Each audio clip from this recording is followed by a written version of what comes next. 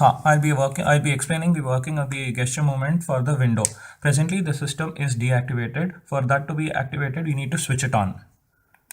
Now I'll be explaining the different cases. Case 1 would be raising the window. The servo motor here depicts the rotation of the window, and raising has happened right now. Next, if the case 2 would be gesture movement for lowering the window. As you see, the servo motor has returned back to its original position, which depicts the original position of the window. Case 3 would be controlling the amount of raising or lowering. That could be done with the help of the gesture movement. Now, as you can see, the rotation of the rotor has only turned certain degrees depending on the gesture movement. It can even be raised even more further by the gesture movement. Yeah, as you can see, now the rotor has turned fully, which depicts the full raised position of the window.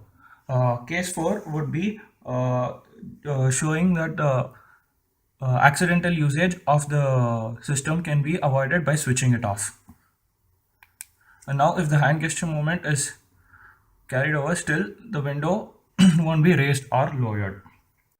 Case 5, this is a case where the movement of the gesture is not needed, and if the position which you need if is used, the window will be lowered and raised according to that. Now let's switch on the system, and let's say if you want the maximum position of the window, you can just touch the position and it goes to the maximum position. And let's say if you want to lower the window to its original position, the window lowers to the original position. And there's an intermittent motion also which can be provided. If you touch the photoresistors in between, the desired movement will also be provided, and the desired amount of rotation is provided. It can be depicted again. This unit can be mounted auxiliary to the power window unit to indulge the gesture movement, or can be mounted independently of the system. Presently in the cars, DC motors have been used, but here servo motor has been used to depict the angle of rotation which depicts the actual movement of the window in the car. This is a new innovative idea which can be installed in cars and will help the driver from getting distracted in raising and lowering the window. Thank you.